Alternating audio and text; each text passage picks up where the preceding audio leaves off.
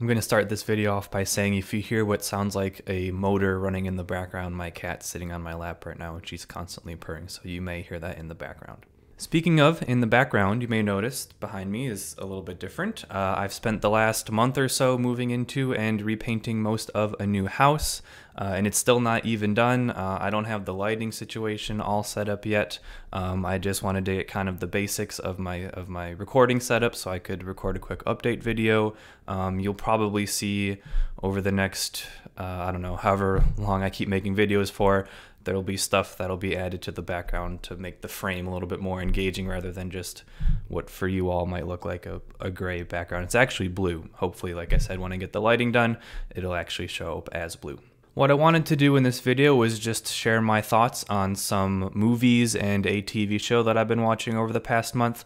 I'm not going to be able to go as in-depth with each video as I would have if I had devoted an entire video to it. So I'm just basically going to share my general thoughts and then just kind of go like that so this video doesn't drag on too long. First up on the list is The Tomorrow War, starring Chris Pratt. This movie is about a war that takes place in 2030, I think they say in the movie, and people from that time come to the present to recruit people to come fight in that war. I like that concept. I also appreciate that they don't really explain how the time travel works. Like, you know, in any time travel movie you have different rules where in some of them the things that you do in the present affect the future, and they have the grandfather paradox and all of that. I appreciate that this movie didn't actually explain how the rules of their time travel worked. I think that actually would have been a detriment in this film. I think that would have been the movie taking itself too seriously if they had done that. So I like that they didn't do that. Overall, just in general, I enjoyed the movie. I thought the action was pretty cool. The special effects were great. There was a plot twist that happens roughly like 30 to 40 minutes in the movie, which is somewhat predictable, but I still liked how they executed it.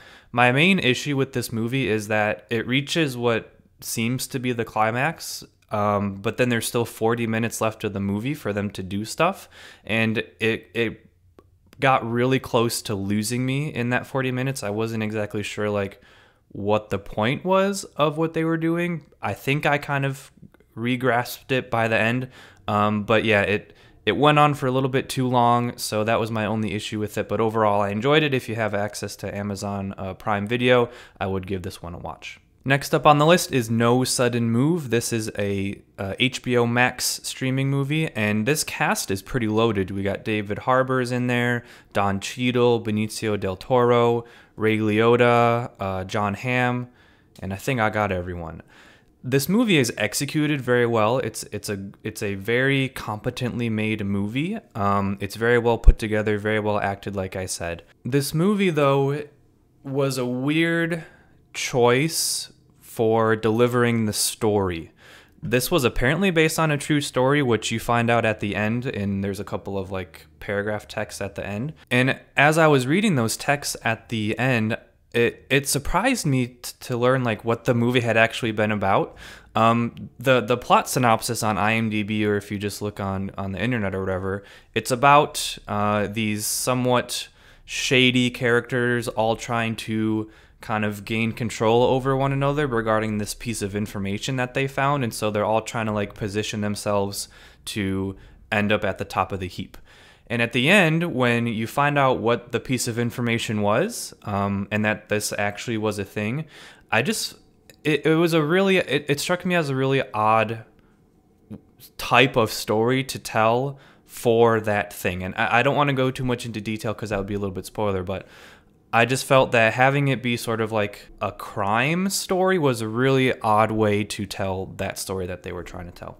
I appreciated that the film was set, and I'm pretty sure shot in Detroit, which is not too far from where I grew up and where I currently live. Like I said, it's a very well-made movie. It just wasn't my cup of tea. I definitely do not, this is going to sound worse than I mean it to be, I never probably want to watch this movie again. I'm going to look at my list at the end of the year of all the movies that I watched and probably have to think and really try to remember what that one was about. Because for me, it just wasn't very memorable. Again, I think a lot of people will enjoy it, but it just didn't do it for me. All right, so the next movie I'd like to talk about is Black Widow. This movie has been pretty polarizing for fans, and I see why. Now, for me, on a surface level, I really enjoyed this movie. I thought the action was great. I really love hand-to-hand combat and martial arts and stuff like that, and I thought it was really well executed in this movie. I thought the way it was filmed, it wasn't shaky cam like some of the other Marvel movies have been. I really appreciated the action sequences and the fighting in this movie. The casting was on point. Rachel Weisz, David Harbour, Florence Pugh especially, they all crushed their roles. I think they stole every scene that they were in. And as is the case with most Marvel movies, the comedy for the most part lands. But when I think about what I wanted from a Black Widow movie, this was not it.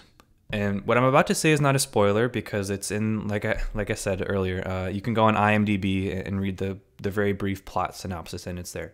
This movie takes place between the events of Captain America Civil War and Avengers Infinity War.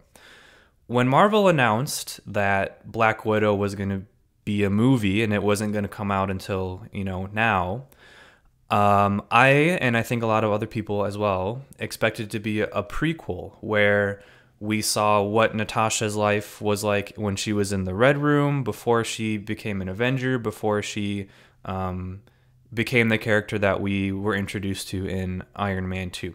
That's what I wanted to see out of a Black Widow movie. They've alluded to her past in several of the other Marvel movies, and they just do the same thing again here. Like, we don't really get to know what her life was like before she entered the movies, which is what I wanted to see, especially if they were going to wait until now to make this movie. So I really just think that Marvel messed up by waiting to release this movie until now. What I will say is if they had just kept the movie as is, I think it would have been way cooler and had been way more impactful if they had actually released it when it was set. So either right after Captain America Civil War, or if this was the last movie to come out and then Infinity War came out next, I think that would have been a perfect transition amongst those three movies. So in general, like I said, on a surface level, this movie was really enjoyable. I actually saw it twice, so I feel like my opinion is pretty well rounded at this point. But when I think deep down what I wanted out of a Black Widow movie, this was not it exactly. If they were going to wait till now to make it, I wanted a prequel. If they were going to do it this way, they needed to release it earlier. I really think Marvel just kind of messed up and needed to release this movie sooner. So it was enjoyable, but I had some deeper issues with it. Sticking with Marvel, I'd like to talk about Loki, the Disney Plus show. Now, in order to talk about this show, I do want to talk about the other Marvel shows just for comparison. When WandaVision was airing, I did do a week-by-week, episode-by-episode review on this channel, so I'm not going to go in depth. Again, you can watch those videos if you're interested. But in general, after the first 2 episodes came out, I was not the biggest fan of WandaVision. I wanted more, which again, I said in my videos. I would say my enjoyment and interest in the show probably peaked about midway, maybe episode 5 or 6, and then kind of dipped near the end, mostly because I kind of fell into the rabbit hole of fan theories on the internet, which is not the show's fault, but I couldn't help by being a little bit underwhelmed by the series finale. Falcon and the Winter Soldier, I never reviewed on this channel. I was just kind of taking a break from making videos at the time. I enjoyed it, I'd say about as much as WandaVision. I appreciated that it was different. It was a little bit more of just a direct story. There wasn't too much mystery behind it, no kind of supernatural stuff going on. Again, though, as was the case with WandaVision, with Falcon and Winter Soldier, my interest, it didn't peak in the middle. It definitely peaked maybe like the second to last episode and then kind of dipped at the end. I love the new Captain America suit, but I do think that in the series finale, or I guess the season finale, because I may be doing a season 2. In the last episode of that season, I think they got a little bit preachy with the theme. They just kind of like hit you over the head with it. So I enjoyed it in general. Loki, though, has definitely been my favorite of the 3 so far. I think mostly because it has both of the things that the other 2 shows only had one of. I like the fact that I could watch Loki, 1 episode at a time and be engaged with just what's going on in the episode at the time. Loki and Mobius, I really enjoyed just watching them talk. Like the best parts of this show, honestly, were just when the characters were talking.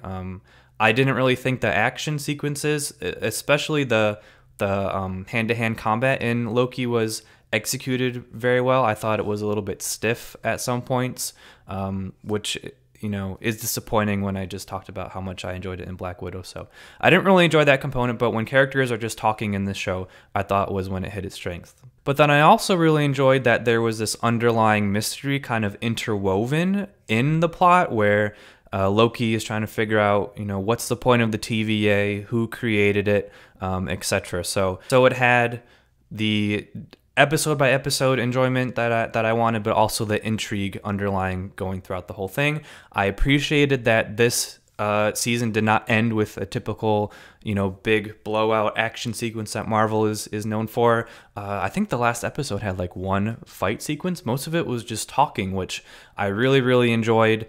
And I really enjoyed how, not to spoil anything, but this season set up not only things to come for the next phase of Marvel, but also potentially for a second season of Loki. So I really, really enjoyed the first season of Loki. Excited to see where they go from here. Next up on my list is Space Jam: A New Legacy. Now, when I think of the acting skills of professional athletes, they don't fall on a very large range. There's decent to pretty garbage. I would say LeBron James falls closer to the decent end of that spectrum. This isn't the first time he's acted. He's been in other things before, so I definitely think he's learned from his experience. When it comes to Space Jam, I thought his acting was the best at the beginning of this movie, where he's just trying to connect with his son, and he didn't have to kind of commit to a lot of intense acting. I'm kind of jumping around here. I appreciate that he definitely committed himself to acting. He definitely went all out. But if I'm being totally honest, the last maybe half an hour of this movie where they're actually playing the basketball game, I wasn't a fan of his acting. It just felt a little bit over the top, like he was trying too hard. It just felt very inauthentic. Again, I appreciate the fact that he went for it. He probably did it better than I could have, so I'm not going to sit here and say that I could have done it better, but it just didn't really work for me, his acting at the end. Honestly, my favorite part of this movie was when LeBron gets turned into a cartoon character, which is in the trailer. That may be a slight spoiler if you haven't even seen the trailer yet. But basically, he gets turned into a cartoon character, and him and Bugs Bunny have to go and assemble the rest of the Looney Tunes to build the team. And I like that the middle 30 minutes of this movie a lot for a couple reasons. First of all, I think LeBron not having to actually be in front of a camera, it honestly felt that it allowed him to just kind of feel more comfortable. I don't know if that's the right way to explain it, but and this sounds kind of bad to say, but my favorite part of the movie was when LeBron wasn't actually on screen. But I really think his voice worked for that part. It worked for me. Yeah, it worked for me. I also liked that part of the movie, and this is a part where I think a lot of people lost interest in the movie, and this is slight spoilerish, to collect all of the Looney Tunes to build the team, they have to go to different worlds within the Warner Brothers serververse or whatever, which is just basically them going to different clips of movies and plucking out the animated characters that have been inserted, which I really enjoy when you can take a previously made piece of art, insert something new, and then it kind of changes it. So I really like that part. I think a lot of cynics and pessimists will look at this movie, that part specifically, and see it that the whole movie is just an ad for trying to get people to sign up to HBO Max, which it is. I mean, I'm not going to sit here and say it's not. It is. But I'm going to try to look at it from a more pure-hearted perspective and just say I really enjoyed all the Easter eggs. And I like the movie. It wasn't a terrible movie. I would watch it again. I don't think a lot of other people would. But if you have HBO Max, or I guess it's in theaters now too, I would give this one a watch. I think it's an enjoyable movie. The last movie on my list is definitely the one that took me most by surprise in a positive sense. And that movie is Gunpowder Milkshake, which is streaming on Netflix. And now I do want to praise this movie, but what I'm about to say may oversell it a little bit. The best way that I can describe this movie would be if Quentin Tarantino wrote and directed an all-female version of John Wick. So let me break that down a little bit.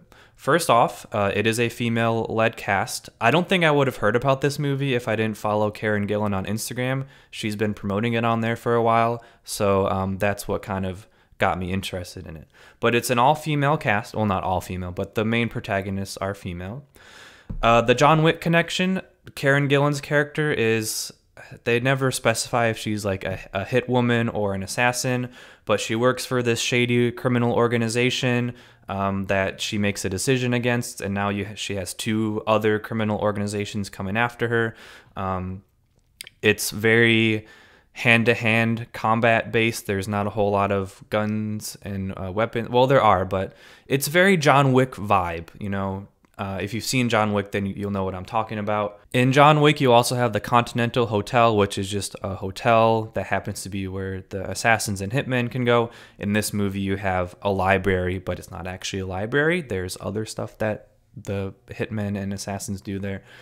So the parallels to John Wick are there. And then the Quentin Tarantino part comes in where this movie has more of a sense of humor than the John Wick movies do. It's a little bit more lighter of a tone. It's still very intense. It's a very brutal and bloody movie. But that's the best way I can describe it. And this movie caught me totally off guard. I did not expect to enjoy this movie as much as I did. Michelle Yeoh specifically steals every scene that she's in.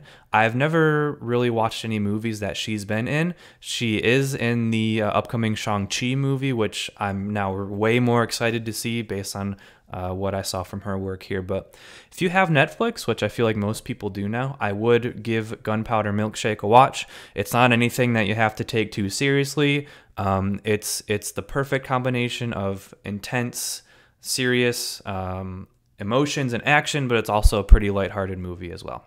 All right, and with that, I've reached the end of my list. I'm at about 20 minutes now on this recording. Hopefully I can edit that down to maybe like 15 or so, but this might be a little bit longer than I had hoped. As I was saying earlier, I do hope to post more regularly now that I've got my setup, at least the minimal required parts done. I will be trying to add stuff behind me to make the in-frame experience more enjoyable for you all. But yeah, thank you all so much for watching. Like I said, be sure to stay tuned as I continue to post on a hopefully more regular basis. Anyways, thanks for watching. I'll talk to y'all later.